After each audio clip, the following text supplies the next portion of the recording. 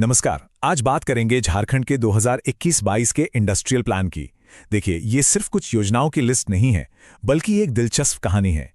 एक कहानी कि कैसे भविष्य की टेक्नोलॉजी, हमारी पारंपरिक कला और जो इंडस्ट्रीज पहले से मौजूद हैं, उन्हें एक साथ लेकर चलने की कोशिश की गई है। तो आज हम किन किन चीज़ों पर बात करेंगे। सबसे पहले हम एक हाईटेक नींव की बात करेंगे, यानी इलेक्ट्रॉनिक मैन्युफैक्चरिंग क्लस्टर। फिर देखेंगे कि कैसे स्फूर्ति स्कीम के जरिए कारीगरों को मजबूती दी जा रही है। और आखिर में हम उन इंडस्ट्रियल यूनिट्स की बात करेंगे जिन्हें एक नया मौका देने की कोशिश हो रही है। चलिए देखते हैं कि ये तीन अलग अलग पिलर्स मिलकर एक मजबूत ढांचा कैसे तैयार करते हैं। तो चलिए शुरुआत करते हैं भविष्य से। झारखंड के इंडस्ट्रियल स्ट्रैटेजी का जो पहला पिलर है, वो आने वाले कल के लिए एक मजबूत बेस बनाने पर फोकस्ड है, एक हाईटेक इंडस्ट्रियल बेस। और इस पूरे विजन का सेंटर पॉइंट है आदित्यपुर इंडस्ट्रियल एरिया। यहीं पर एक इंटीग्रेटेड इलेक्ट्रॉनिक मैन्युफैक्चरिंग क्लस्टर बनाया जा रहा है। अब इसका मतलब सिर्फ एक फैक्ट्री लगाना नहीं है, बल्कि एक पूरा इकोसिस्टम तैयार करना है। और इसका स्केल वो भी काफी बड़ा है। जी हाँ, 185 करोड़ रुपए। ये जो रकम है ना, ये अपने आप में एक बहुत बड़ा स्टेटमेंट है।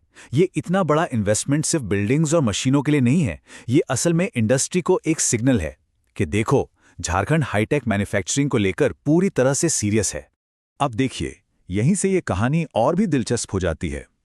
एक तरफ जहां हाईटेक भविष्य की तैयारी चल रही है, वहीं दूसरी तरफ अपनी जड़ों को भी नहीं भुलाया जा रहा। तो चलिए अब आधुनिक मैन्युफैक्चरिंग से निकलकर उस दुनिया में चलते हैं जो झारखंड की असली पहचान है, वहां के पारंपरिक उद्योग। तो ये है स्फूर्ति, मतलब scheme of fund for regeneration of traditional industries. इसका मकसद सिर्फ पारंपरिक कला को बचाए रखना नहीं है, बल्कि उसे आर्थिक तौर पर इतना मजबूत बनाना है कि वो आज के मार्केट में मुकाबला कर सके। मतलब सोचिए, एक तरफ इलेक्ट्रॉनिक चिप्स बन रहे हैं और दूसरी तरफ हाथ से बने प्रोडक्ट्स को ग्लोबल मार्केट के लिए तैयार किया जा रहा है। यही वो बैलेंस है जिसकी हम बात कर रहे थे। और ये सब सिर्फ बातें नहीं हैं, इसके एकदम ठोस लक्ष्य हैं। 7 नए क्लस्टर। इसका मतलब है कि करीब 2,500 छोटे उद्यमियों को एक प्लेटफॉर्म मिलेगा, और तो और 30,000 कारीगरों को आर्टिजन कार्ड के जरिए एक पहचान और सरकारी योजनाओं का सीधा फायदा। यही तो वो नींव है जिस पर लोकल इकॉनमी चलती है। तो हमने भविष्य की बात कर ली, अपनी विरासत को भी समझ लिया, लेकिन उस आज का क्या, जो थोड़ा मुश्किल में है। यहीं पर इस पूरी स्ट्रैटेजी का तीसरा और शायद सबसे जरूरी हिस्सा आता है। जो पहले से मौजूद हैं, उन्हें एक नया जीवन देना। इसके लिए झारखंड इंडस्ट्रियल रिहैबिलिटेशन स्कीम 2003 को फिर से एक्टिव किया जा रहा है। हाँ, नाम में 2003 जरूर है, लेकिन इसका मकसद 2022 की चुनौतियों से निपटना है। ये एक तरह का सेफ्टी नेट है, ताकि जो कंपनियां मुश्किल में फंस गई हैं, वो बंद ना हो, बल्कि उन्हें फिर से पटरी पर लाया जा सके। और इसकी सबसे खास बात है इसका दायरा। ये बड़ी, मीडियम और छोटी हर तरह की यूनिट्स को सहारा देती है। क्यों? क्योंकि कोई भी मजबूत इंडस्ट्रियल इकोसिस्टम सिर्फ नई और चमचमाती फैक्ट्रियों से नहीं बनता, उसे पुराने, अनुभवी प्लेयर्स के मजबूत कंधों की भी जरूरत होती है। जब ये पुरानी यूनिट संभलेंगी, तो नई इंडस्ट्रीज के लिए भी एक सपोर्ट सिस्टम खड़ा होगा। तो अब तक हमने जो ये 3 अलग अलग रणनीतियां देखीं, वो असल में एक ही तस्वीर के 3 अहम हिस्से हैं। चलिए अब इन सबको एक साथ रखकर उस बड़ी तस्वीर को समझने की कोशिश करते हैं। तो जब हम इन तीनों हिस्सों को एक साथ देखते हैं, तो एक बहुत ही बैलेंस्ड अप्रोच नजर आती है। एक तरफ हाई-टेक मैन्युफैक्चरिंग में भारी निवेश करके भविष्य का दरवाजा खोलो। दूसरी तरफ पारंपरिक उद्योगों और कारीगरों के जरिए अपनी झारखंड सरकार के सामने एक बहुत बड़ा सवाल है, अपने आदिवासी समुदायों का उत्थान कैसे किया जाए। आज हम इसी सवाल का जवाब ढूंढेंगे। हम देखेंगे कि उनकी रणनीति क्या है, कौन सी कल्याणकारी योजनाएं हैं और वो इस चुनौती से कैसे निपट रहे हैं। तो चलिए सबसे पहले एक बड़े सवाल से शुरू करते हैं। देखिए, किसी भी सरकार के लिए सिर्फ मदद देना काफी नहीं होता। असली चुनौती तो यह है कि एक ऐसी योजना कैसे बनाई जाए जो सिर्फ आज के लिए नहीं, बल्कि लंबे समय तक, मतलब असल में प्रगति लाए। इस सवाल का जवाब हमें झारखंड में चल रही कई योजनाओं को देखकर मिलेगा। लेकिन उन योजनाओं में जाने से पहले एक बहुत जरूरी टर्म है जिसे समझना होगा। ये टर्म है पीवीटीजी, यानी विशेष रूप से कमजोर जनजातीय समूह। ज्यादातर सरकारी योजनाएं इन्हीं समुदायों पर फोकस करती हैं, और इसकी वजह भी साफ है। ये वो लोग हैं जो घटती आबादी, बहुत कम लिटरेसी रेट जैसी मुश्किलों से जूझ रहे हैं। मतलब इन्हें मदद की सबसे ज्यादा जरूरत है। ठीक है, तो इस पूरी रणनीति को हम कुछ पिलर्स में बांटकर समझ सकते हैं। आइए पहले पिलर से शुरू करते हैं, जो सीधे सीधे आर्थिक मदद और खाने की सुरक्षा से जुड़ा है। देखिए, कोई भी रणनीति सबसे बुनियादी जरूरत से ही शुरू होती है, और वो है खाना। और ये सब कुछ एक नंबर के इर्द गिर्द घूमता है, जो कई परिवारों के लिए किसी लाइफलाइन से कम नहीं है, और वो नंबर है 35 किलो। ये सिर्फ एक आंकड़ा नहीं है, ये इस बात की गारंटी है कि घर में खाना पहुंचेगा। तो ये जो 35 किलो चावल हैं, ये पीवीटीजी डाकिया योजना के तहत दिए जाते हैं। और इस योजना की सबसे खास बात क्या पता है? ये चावल सीधे लोगों के दरवाजे तक पहुंचाया जाता है। मतलब कोई बिचौलिया नहीं, कोई परेशानी नहीं। इससे ये पक्का हो जाता है कि मदद उन तक जरूर पहुंचे जिन्हें इसकी सबसे ज्यादा जरूरत है। लेकिन बात सिर्फ मुफ्त चावल देने पर खत्म नहीं होती। सरकार की कोशिश आत्मनिर्भरता बनाने की भी है, और यहीं पर हमारा अगला नंबर आता है 1562। ये नंबर दिखाता है कि कैसे समुदाय को अंदर से मजबूत किया जा रहा है। तो ये 1562 क्या है? ये है पीवीटीजी स्वयं सहायता समूहों, मतलब सेल्फ हेल्प ग्रुप्स की संख्या। सोचिए, ये ग्रुप्स लोगों को एक साथ लाते हैं, वो मिलकर अपनी परेशानियां सुलझाते हैं, छोटे मोटे काम धंधे शुरू करते हैं और एक दूसरे का सहारा बनते हैं। इसी को कहते हैं जमीनी स्तर पर विकास। और ये दायरा और भी बड़ा है। एक और प्रोजेक्ट है Jharkhand tribal empowerment and livelihoods project. इसके जरिए ये मदद 10,000 और परिवारों तक पहुंचती है। और यहाँ फोकस किस पर है? महिलाओं और युवाओं पर, क्योंकि जाहिर है यही तो बदलाव लाने वाले लोग हैं। तो ये तो हुआ पहला पिलर जो आज की जरूरतों को पूरा करता है। अब चलते हैं दूसरे पिलर की तरफ, देखते हैं कि भविष्य के लिए क्या तैयारी हो रही है, लॉन्ग टर्म में क्षमता कैसे बनाई जा रही है। अब देखिए, जब भी हम लॉन्ग टर्म प्रोग्रेस की बात करते हैं तो सबसे पहले क्या आता है? शिक्षा। और हमारा अगला नंबर 5000 दिखाता है कि सरकार इस पर कितना बड़ा दाव लगा रही है। ये नंबर जुड़ा है सोबरन मांझी आदर्श विद्यालय योजना से।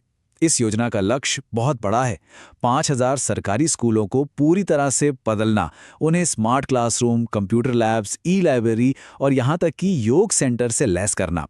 मतलब एक मजबूत एजुकेशनल इंफ्रास्ट्रक्चर खड़ा करना।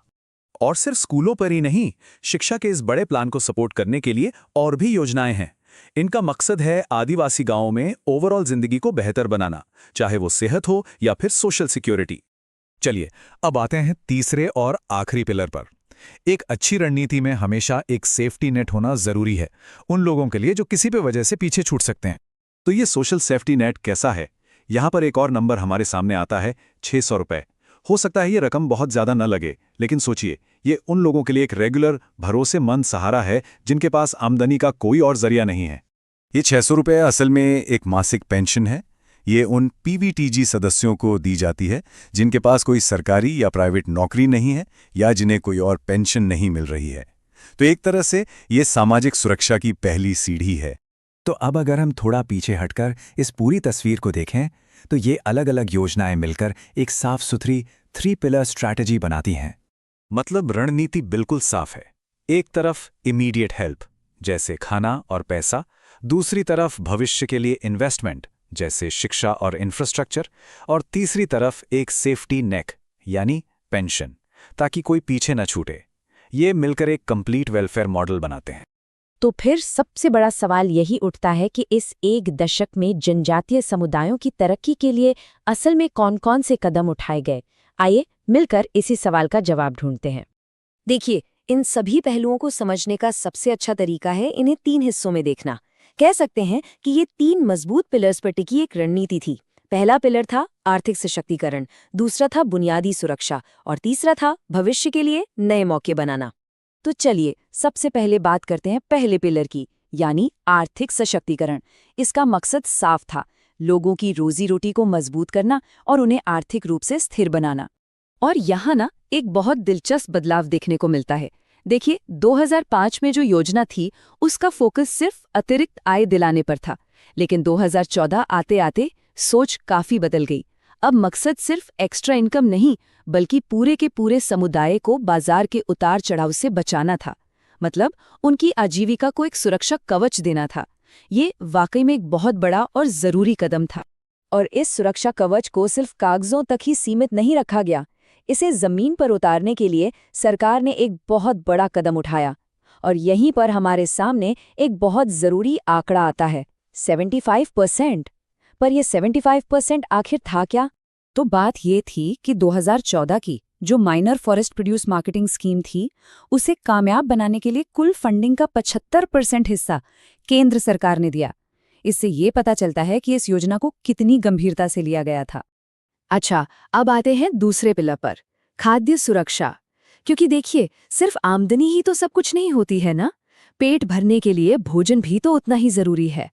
तो इन पहलुओं ने इस सबसे बुनियादी जरूरत का भी पूरा ध्यान रखा। यहाँ एक और बड़ा ही दमदार आंकड़ा है, 35 किलोग्राम। अब ये सिर्फ एक नंबर नहीं है, जरा सोचिए, ये हर महीने एक परिवार की थाली में पहुंचने वाले अनाज की मात्रा है। तो ये जो 35 किलो अनाज था, ये 2008 में शुरू हुई एक बहुत ही खास योजना का हिस्सा था। ये योजना खास तौर पर आदिम जनजातीय समूहों के लिए बनाई गई थी। इसके तहत हर परिवार को हर महीने इतना अनाज बिल्कुल मुफ्त दिया जाता था, ताकि खाने की कोई चिंता ना रहे। और आखिर में बात करते हैं तीसरे पिलर की, जो था कौशल और रोजगार। ये भविष्य की नींव रखने जैसा था। मतलब सिर्फ आज की जरूरतों को पूरा नहीं करना है, बल्कि आने वाले कल के लिए भी रास्ते खोलने हैं। और जरा देखिए कि मौके भी कितने अलग अलग तरह के दिए गए। एक तरफ आदिम जनजातियों के युवाओं को सरकारी नौकरी में सीधी बढ़ती मिल रही थी, दूसरी तरफ पहाड़िया जनजाति के लिए स्पेशल वोकेशनल ट्रेनिंग की व्यवस्था की गई। और सबसे कमाल की बात तो ये थी कि अनुसूचित जनजाति और जाति के सदस्यों को कमर्शियल पायलट बनने की ट्रेनिंग दी जा रही थी, वो भी बिल्कुल मुफ्त। नमस्ते। आज हम बात करने वाले हैं झारखंड की कुछ बहुत ही जरूरी कल्याणकारी योजनाओं के बारे में। देखिए, ये सिर्फ सरकारी पॉलिसीज नहीं है, ये एक कोशिश है उन लोगों की जिंदगी बदलने की जिन्हें इसकी सबसे ज्यादा जरूरत है। तो चलिए जरा करीब से देखते हैं कि जमीन पर यह सब कैसा दिख रहा है। तो चलिए, शुरू करने से पहले एक सवाल पर सोचते हैं। जरा एक पल रुककर ये सोचें कि किसी भी सरकार का, किसी भी राज्य का सबसे बुनियादी, सबसे जरूरी काम क्या होता है? भाई, आखिर उसकी सबसे बड़ी जिम्मेदारी है क्या? जवाब सुनने में तो बहुत सीधा साधा लगता है ना? लेकिन इसे करना उतना ही मुश्किल है। जवाब है अपने सबसे जरूरतमंद लोगों तक पहुंचना। और इसी चीज को समझने के लिए आज हम झारखंड को एक उदाहरण की तरह देखेंगे। तो शुरुआत करते हैं सबसे बेसिक चीजों से। इंसान की दो सबसे बड़ी जरूरतें, खाना और इज्जत, यानी भोजन और सम्मान। आइए देखते हैं कि इन जरूरतों को पूरा करने के लिए कौन कौन सी योजनाएं काम कर रही हैं। तो इस लिस्ट में सबसे पहले आती है झारखंड राज्य खाद्य सुरक्षा योजना। अब देखिए, ये स्कीम इसलिए खास है क्योंकि ये उन लोगों को टारगेट करती है जो किसी वजह से नेशनल लेवल की स्कीम से बाहर रह गए थे। मतलब एक तरह से ये उस सेफ्टी नेट के गैप्स को भर रही है, ताकि कोई भी, सच में कोई भी, पीछे ना छूट जाए। तो जमीन पर इसका मतलब क्या हुआ? मतलब ये कि हर महीने एक परिवार को सिर्फ 1 रुपए किलो के हिसाब से 5 किलो अनाज मिलता है। अब ये सुनने में भले ही छोटा लगे, लेकिन किसी परिवार के लिए ये फूड सिक्योरिटी का एक बहुत बड़ा भरोसा है। अच्छा, बात सिर्फ अनाज तक ही सीमित नहीं है, बात है अच्छे पौष्टिक खाने की भी। और यहीं पर आती है गुरुजी किचन योजना। ये क्या कर रही है? जो पहले से दाल भात केंद्र चल रहे थे ना, ये उन्हें अपग्रेड कर रही है। मकसद सिर्फ पेट भरना नहीं, बल्कि लोगों को सम्मान के साथ अच्छा और हेल्दी खाना खिलाना है। और सम्मान की बात को ही आगे बढ़ाती है सोना, सोबरन, धोती, साड़ी वितरण योजना। क्योंकि देखिए, खाने की तरह ही तन ढकने के लिए कपड़ा भी सेल्फ रिस्पेक्ट के लिए जरूरी है ना। तो इस स्कीम में जो एलिजिबल परिवार हैं, उन्हें साल में 2 बार बहुत ही कम दाम पर कपड़े दिए जाते हैं। चलिए, अब खाने और कपड़े की बुनियादी जरूरतों से एक कदम आगे बढ़ते हैं। एक स्टेबल लाइफ के लिए क्या जरूरी है? रोजगार, काम धंधा। तो देखते हैं कि इस मोर्चे पर क्या हो रहा है। यहां पर सबसे अहम है मुख्यमंत्री रोजगार सृजन योजना। इसका सीधा सीधा मकसद है कि राज्य के युवाओं को, खास तौर पर ST, SC, माइनॉरिटी, पिछड़े वर्ग और दिव्यांगों को फाइनेंशियली मजबूत बनाया जाए। सोच सिर्फ पैसे देने की नहीं है, सोच है उन्हें आत्मनिर्भर बनाने की, ताकि वो नौकरी ढूंढे नहीं, बल्कि नौकरी दें। जरा स्क्रीन पर देखिए, इस योजना की कुछ खास बातें हैं। पहली बात तो ये कि इसका दायरा काफी बड़ा रखा गया है। उम्र 18 से 50 साल और फैमिली इनकम 5 लाख से कम। लेकिन जो 2 बातें इसे गेम चेंजर बनाती हैं, वो हैं, पहली, 50,000 रुपए तक के लोन के लिए कोई गारंटी नहीं चाहिए। ये छोटे कारोबारियों के लिए सबसे बड़ी रुकावट को हटा देता है। और दूसरी, सरकार लोन अमाउंट का 40% तक का ग्रांट, मतलब अनुदान दे रही है। सीधा सीधा लोन का बोझ कम। और हाँ, ये मत सोचिए कि ये सिर्फ छोटे मोटे काम के लिए है। इस स्कीम के तहत जो मैक्सिमम लोन मिल सकता है वो है 25 लाख रुपए। जी हाँ, 25 लाख। ये एक ऐसी रकम है जो किसी के भी बड़े से बड़े सपने को हकीकत में बदल सकती है। अच्छा, अब बात करते हैं उन लोगों की जो अक्सर स्कीमों की भीड़ में कहीं छूट जाते हैं, मतलब शहरी गरीब और वो माइग्रेंट वर्कर्स जो पैंडेमिक में अपने घर लौटे थे। उनके लिए एक बहुत बड़ा सहारा है मुख्यमंत्री श्रमिक योजना। ये शहरों में काम की गारंटी देती है। इसे समझने का सबसे आसान तरीका है इसकी तुलना मनरेगा से करना। जैसा कि स्क्रीन पर दिख रहा है, गारंटी वही है, 100 दिन का काम, लेकिन फर्क बस इतना है कि मनरेगा गांवों के लिए है और ये स्कीम खास तौर पे शहरों के लिए है। तो एक तरह से ये मनरेगा का अर्बन वर्जन है। तो हमने खाने की बात कर ली, काम की बात कर ली, लेकिन जिंदगी में अचानक जो मुश्किलें आ जाती हैं, उनका क्या? अब हम उन स्कीमों पर नजर डालेंगे जो एक मजबूत सेफ्टी नेट, एक सुरक्षा कवच बनाने का काम करती हैं। आजकल बढ़ती महंगाई में खासकर पेट्रोल के दाम हर किसी की जेब पर भारी पड़ते हैं। तो इसी बोझ को थोड़ा कम करने के लिए लाई गई है झारखंड पेट्रोल सब्सिडी योजना। ये सीधे उन राशन कार्ड होल्डर्स को फायदा पहुंचाती है जिनके पास 2 व्हीलर है। तो ये मदद मिलती कैसे है? हर महीने एक एलिजिबल परिवार को 10 लीटर पेट्रोल खरीदने पर सब्सिडी दी जाती है। और सब्सिडी कितनी है? पूरे 25 रुपए प्रति लीटर। मतलब हर महीने 2500 रुपए सीधे उनके बैंक अकाउंट में। एक छोटी लेकिन बहुत ही सीधी और काम की मदद है। देखिए, हर सोसाइटी में कुछ लोग ऐसे होते हैं जो सबसे ज्यादा वल्नरेबल, सबसे ज्यादा अकेले होते हैं। डिवाइन योजना का मकसद ठीक ऐसे ही लोगों तक पहुंचना है। पहले उनकी पहचान करना और फिर उन्हें सीधे सरकारी स्कीमों से जोड़ना, ताकि सच में कोई भी पीछे ना रहे। और जैसा कि स्क्रीन पर दिख रहा है, इसका दायरा बहुत बड़ा है। इसमें कौन कौन शामिल हैं? बेसहारा बच्चे, मुश्किल में फंसी महिलाएं जिन्हें छोड़ दिया गया है, या जो विधवा हैं, अकेले रहने वाले बुजुर्ग, और तो और ट्रांसजेंडर कम्युनिटी के लोग भी। ये समाज के सबसे सेंसिटिव ग्रुप्स तक पहुंचने की एक बहुत सीधी कोशिश है। अब एक ऐसी स्कीम की बात करते हैं जो एक बहुत ही मुश्किल और दुखद सिचुएशन से जुड़ी है। अगर विदेश में काम कर रहे झारखंड के किसी मजदूर की भगवान न करे मौत हो जाती है, तो उनके परिवार को फौरन आर्थिक सहारा देने के लिए ये ग्रांट बनाया गया है।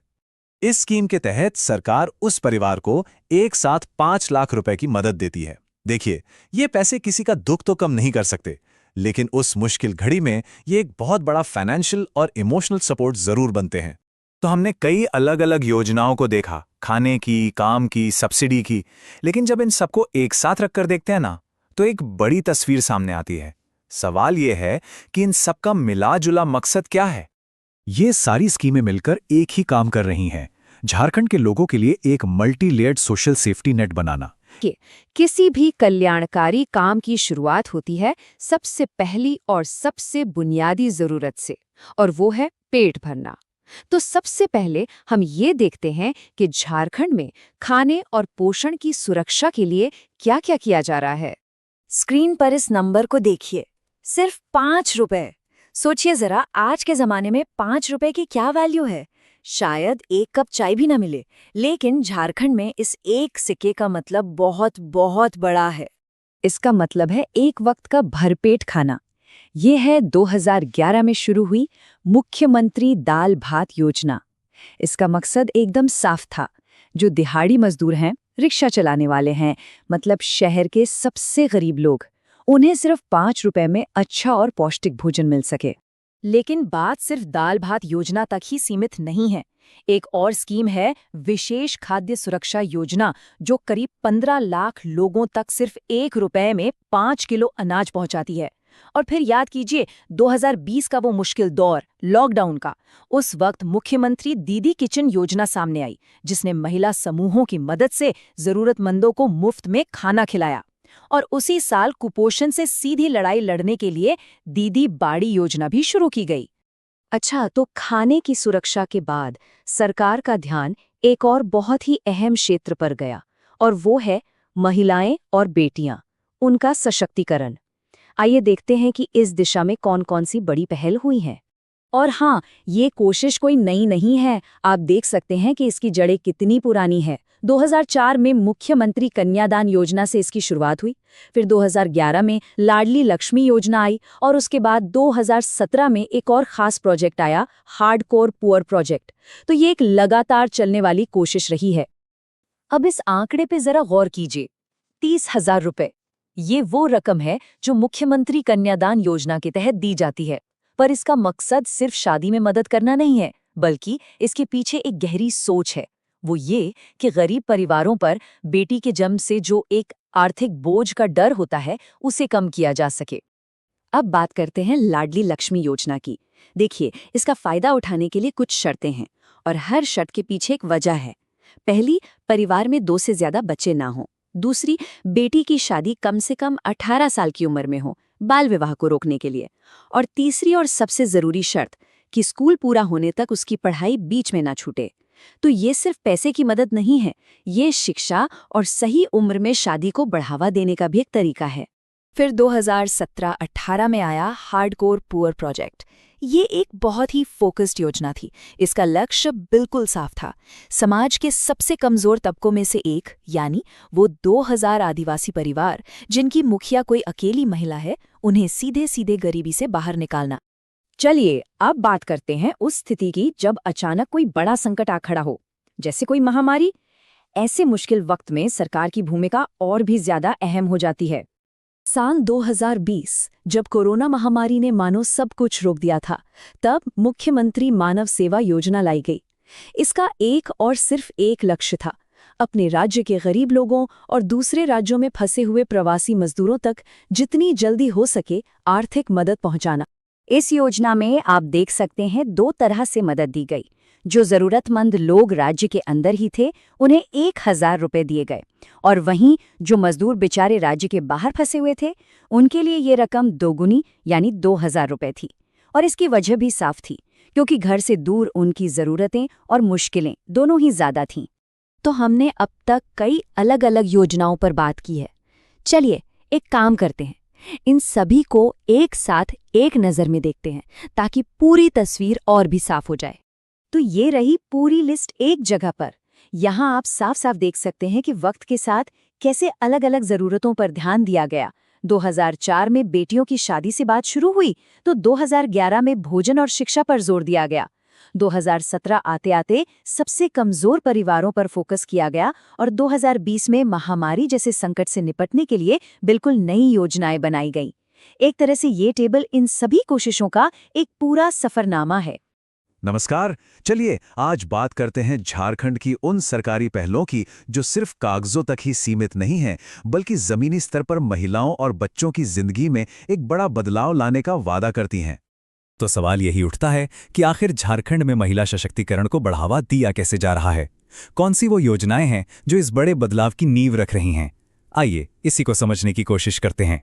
इसे बेहतर ढंग से समझने के लिए हम 4 मुख्य हिस्सों पर नजर डालेंगे। सबसे पहले बात करेंगे शिक्षा की, फिर देखेंगे कि आजीविका यानी आर्थिक आत्मनिर्भरता के लिए क्या हो रहा है। उसके बाद स्वास्थ्य, शहर और टेक्नोलॉजी से जुड़ी पहलों को समझेंगे, और आखिर में इन सब को जोड़कर देखेंगे कि इन योजनाओं का असली लक्ष्य क्या है। तो चलिए शुरुआत करते हैं सबसे पहले और सबसे जरूरी स्तंभ से, शिक्षा। क्योंकि देखिए, किसी भी सशक्त समाज की नींव तो अच्छी तालीम से ही रखी जाती है, और ये बात लड़कियों के मामले में तो और भी ज्यादा जरूरी हो जाती है। यहाँ एक बड़ी दिलचस्प बात है। हम देख सकते हैं कि सोच समय के साथ कैसे बदली है। पहले 2019 में मुख्यमंत्री सुकन्या योजना थी, जिसे 2022 में बदलकर और बेहतर बनाकर सावित्रीबाई फूले किशोरी समृद्धि योजना कर दिया गया। ये सिर्फ नाम का बदलाव नहीं था, बल्कि मदद के पूरे सिस्टम को और ज्यादा मजबूत बनाने की एक कोशिश थी। तो ये नई योजना काम कैसे करती है? इसमें लड़कियों को पढ़ाई के हर जरूरी मोड़ पर सीधी आर्थिक मदद दी जाती है, जैसे क्लास 8 और 9 में 2500 रुपये, फिर क्लास 10, 11 और 12 में हर साल 5-5 हज़ार रुपये। और सोचिए जरा, 18-19 साल की उम्र में एक मुश्त 20,000 रुपये मिलते हैं, ताकि वो आगे की पढ़ाई या अपने किसी सपने को पूरा करने में उस पैसे का इस्तेमाल कर सकें। और इसका असर कितना बड़ा है? इस योजना से 9 लाख से भी ज्यादा लड़कियों को सीधा फायदा पहुंच रहा है। अब ये सिर्फ एक आंकड़ा नहीं है, ये 9 लाख से ज्यादा सपनों को पंख देने की कोशिश है। इसका असर कितना व्यापक है, ये इसी से पता चलता है। ठीक है, तो शिक्षा की बात तो हो गई, लेकिन पढ़ाई के बाद क्या? जाहिर है, आर्थिक आज़ादी। तो आइए अब देखते हैं कि झारखंड में महिलाओं को कमाई और आजीविका के मोर्चे पर आत्मनिर्भर बनाने के लिए क्या किया जा रहा है। इसमें एक बहुत ही कमाल की पहल है, पलाश ब्रांड। होता क्या है कि सखी मंडलों यानी महिलाओं के जो सेल्फ हेल्प ग्रुप्स हैं, वो जो भी प्रोडक्ट्स बनाती हैं, उन्हें इस ब्रांड के तहत एक पहचान दी जाती है। इससे उनके बनाए सामान को एक बड़ा बाजार मिलता है और उनकी आमदनी भी बढ़ती है। इसके बाद आती है फूलो झानो आशीर्वाद योजना। ये योजना खास तौर पर उन ग्रामीण महिलाओं के लिए बनाई गई है जो पहले हड़िया दारू यानी स्थानीय शराब बेचने के काम से जुड़ी थीं। ये योजना उन्हें उस काम से निकालकर एक सम्मानजनक जिंदगी जीने का मौका और साधन देती है। ये वाकई में एक बड़ा सामाजिक बदलाव है। और ये सारी कोशिशें हाल फिलहाल में शुरू नहीं हुई हैं। इसकी नींव तो असल में 2017 में ही उद्यमी सखी मंडल योजना से रखी गई थी, जिसका मकसद ही ग्रामीण महिलाओं में एंटरप्रेन्योरशिप को बढ़ावा देना था। और इसी कड़ी को आगे बढ़ाता है 2020 में शुरू हुआ आजीविका संवर्धन हुनर अभियान, जिसे शॉर्ट में आशा कहते हैं। इसका सीधा सा मिशन है गांव की महिलाओं को कमाई के अलग अलग मौकों से जोड़ना और उन्हें स्वरोजगार के लिए जरूरी मदद मुहैया कराना। और जब हम आशा के लक्ष्य की बात करते हैं तो ये कोई छोटा मोटा टारगेट नहीं है। लक्ष्य है लगभग 47 लाख ग्रामीण महिलाओं को आजीविका के साधनों से जोड़ना। मतलब आप समझ सकते हैं कि यह अभियान कितने बड़े पैमाने पर काम कर रहा है। अच्छा, तो हमने शिक्षा और कमाई की बात कर ली, पर एक पूरी तस्वीर के लिए और भी चीजें जरूरी हैं, है ना? जैसे कि अच्छा स्वास्थ्य, शहरी सुविधाएं और आज के जमाने की टेक्नोलॉजी। चलिए अब देखते हैं कि इन क्षेत्रों में क्या हो रहा है। इस दिशा में एक बहुत बड़ा अभियान है, समर अभियान। इसका पूरा मकसद है महिलाओं और बच्चों में कुपोषण और एनीमिया यानी खून की कमी को दूर करना। ये एक बेहद अहम कदम है क्योंकि जब मां स्वस्थ होगी तभी तो आने वाली पीढ़ी भी स्वस्थ होगी। और ऐसा नहीं है कि ध्यान सिर्फ गांवों पर है, शहरों के लिए भी काम हो रहा है। राष्ट्रीय शहरी आजीविका मिशन के तहत कई लक्ष्य हैं, जैसे 3 लाख शहरी महिलाओं को सेल्फ हेल्प ग्रुप से जोड़ना, 3000 छोटे कारोबारों को बैंक से मदद दिलवाना और साथ ही शहरी गरीबों के लिए 129 शेल्टर होम्स भी बनाना। और आज के जमाने में टेक्नोलॉजी के बिना तो कोई भी सशक्तिकरण अधूरा सा लगता है। इसी सोच के साथ मुख्यमंत्री सखी मंडल स्मार्टफोन योजना लाई गई। इसमें सखी मंडलों की महिलाओं को स्मार्टफोन दिए जाते हैं। इससे वो सिर्फ डिजिटल दुनिया से नहीं जुड़ती, बल्कि बैंकिंग, बाजार और नई जानकारियों तक उनकी पहुंच आसान हो जाती है। तो हमने शिक्षा, आजीविका और स्वास्थ्य से जुड़ी इतनी सारी अलग अलग योजनाएं देखीं, लेकिन इन सब का असली मकसद क्या है? क्या ये सब अलग अलग हैं या एक दूसरे से जुड़ी हुई हैं? चलिए अब इन डॉट्स को कनेक्ट करते हैं और पूरी तस्वीर को समझते हैं। जब हम इन सभी योजनाओं को एक साथ रखकर देखते हैं तो एक साफ तस्वीर उभरती है। ये सिर्फ अलग थलग स्कीम्स नहीं हैं, बल्कि स्कूल के क्लासरूम से लेकर बाजार तक ये एक पूरी रणनीति है। इसका मकसद आने वाली पीढ़ियों के लिए सशक्तिकरण का एक ऐसा चक्र बनाना है जहां बेहतर शिक्षा से आर्थिक आत्मनिर्भरता मिले और उस आत्मनिर्भरता से बेहतर स्वास्थ्य और बेहतर जीवन मुमकिन हो। आर्थिक सशक्तिकरण की देखिए, किसी भी सशक्तिकरण की शुरुआत अक्सर आर्थिक आज़ादी से ही होती है। तो यहाँ उन योजनाओं पर फोकस है जो महिलाओं को फाइनेंशियली इंडिपेंडेंट बनाने और उन्हें आगे बढ़ने के मौके देने के लिए काम करती हैं। इस कैटेगरी में मोटे तौर पर 3 योजनाएं बहुत खास हैं। एक है महिला अचल संपत्ति योजना, जिसका मकसद था प्रॉपर्टी खरीदना आसान बनाना। दूसरी है तेजस्विनी योजना, जो स्किल डेवलपमेंट पर जोर देती है। और तीसरी है संजीवनी योजना, जो सेल्फ हेल्प ग्रुप्स के जरिए रोजगार से जोड़ती है। अब ये 1 रुपया, ये क्या है? असल में ये एक बहुत ही पावरफुल आइडिया का सिंबल है। ये जुड़ा है महिला अचल संपत्ति योजना से, जिसने प्रॉपर्टी की ओनरशिप को महिलाओं के लिए पहले से कहीं ज्यादा आसान बनाने की कोशिश की। सोचिए, 2017 में एक योजना शुरू हुई जिसके तहत अगर कोई महिला 50 लाख रुपए तक की प्रॉपर्टी खरीदती है तो उसे स्टैम्प ड्यूटी के तौर पर सिर्फ 1 रुपया देना होगा। सिर्फ 1 रुपया। ये एक बहुत बड़ा कदम था और झारखंड ऐसा करने वाला देश का पहला राज्य था। लेकिन यहाँ एक जरूरी बात ये भी है कि ये योजना अब बंद हो चुकी है। चलिए अब आते हैं आर्थिक सशक्तिकरण के दूसरे पहलू पर, जो है स्किल। तेजस्विनी योजना का सीधा फोकस 14 से 25 साल की लड़कियों और युवतियों पर है। मतलब उन्हें ऐसी स्किल ट्रेनिंग दी जाए जिससे वो सिर्फ हुनरमंद ना बने, बल्कि आत्मनिर्भर बन सके, अपने पैरों पर खड़ी हो सकें। और फिर आती है संजीवनी योजना। ये योजना बिल्कुल जमीनी स्तर पर काम करती है। इसका काम है सेल्फ हेल्प ग्रुप्स को, जिन्हें हम स्वयं सहायता समूह भी कहते हैं, उन्हें मजबूत करना, ताकि महिलाएं मिलकर काम कर सकें, कमाई के नए रास्ते खोज सकें और उन्हें सोशल सिक्योरिटी का फायदा भी मिले। तो आर्थिक मजबूती की बात तो हो गई। अब चलते हैं हमारे दूसरे स्तंभ की तरफ, यानी स्वास्थ्य और पोषण सुरक्षा। जाहिर है, जब तक सेहत अच्छी ना हो तब तक कोई भी विकास अधूरा है, खासकर जब बात माँ और बच्चे की हो। इस एरिया में झारखंड ने कई लेवल पर काम किया है। एक तरफ जहां अस्पतालों में डिलीवरी को बढ़ावा दिया गया, वहीं दूसरी तरफ आने जाने के लिए ट्रांसपोर्ट और सही पोषण पर भी ध्यान दिया गया है। अब ये आंकड़े देखिए, ये एक बड़ी दिलचस्प कहानी बताते हैं। जननी सुरक्षा योजना का असर देखिए। जहां एक तरफ गढ़वा जैसे जिले में 90% डिलीवरी अस्पतालों में हुई, वहीं रामगढ़ और पूर्वी सिंहभूम जैसे जिलों में ये आंकड़ा 50% से भी नीचे रहा। तो सवाल ये उठता है कि योजनाओं का असर हर जगह एक जैसा क्यों नहीं हो पाता? शायद इसी गैप को भरने के लिए मुख्यमंत्री जननी स्वास्थ्य सुरक्षा योजना लाई गई। इसका टारगेट साफ था, 2017 तक राज्य में कम से कम 75% डिलीवरी अस्पतालों में हों। साथ ही गर्भवती महिलाओं को आर्थिक मदद भी दी जाए, ताकि जच्चा बच्चा दोनों सुरक्षित रहें। कई बार खासकर दूर दराज के इलाकों में सबसे बड़ी चुनौती होती है अस्पताल तक पहुंचना। बस इसी प्रॉब्लम को सॉल्व करने के लिए है ममता वाहन योजना। ये सरकार और प्राइवेट सेक्टर की पार्टनरशिप से चलने वाली एक फ्री ट्रांसपोर्ट सर्विस है, जो गर्भवती महिलाओं को सही समय पर हेल्थ सेंटर पहुंचाती है। और सेहत की बात हो और पोषण का जिक्र न हो, ये तो हो नहीं सकता। तो 2017 में झारखंड राज्य पोषण मिशन शुरू हुआ। ये सीधे बच्चों पर फोकस करता है। इसके तहत 9 महीने से लेकर 5 साल तक के बच्चों को साल में 2 बार विटामिन ए की डोज दी जाती है। तो आर्थिक और स्वास्थ्य सुरक्षा के बाद अब हम आते हैं तीसरे और शायद सबसे अनोखे स्तंभ पर। ये है सामाजिक पहचान और सम्मान। ये उन जरूरतों से आगे की बात है, ये पहचान और सम्मान की बात है। मेरी बेटी मेरी पहचान, ये सिर्फ एक योजना का नाम नहीं है, ये अपने आप में एक पूरा मैसेज है जो समाज की सोच पर असर डालने की कोशिश करता है। और इस योजना का तरीका बहुत ही कमाल का है। ये पहल 2016 में जमशेदपुर के तिरंग गांव से शुरू हुई।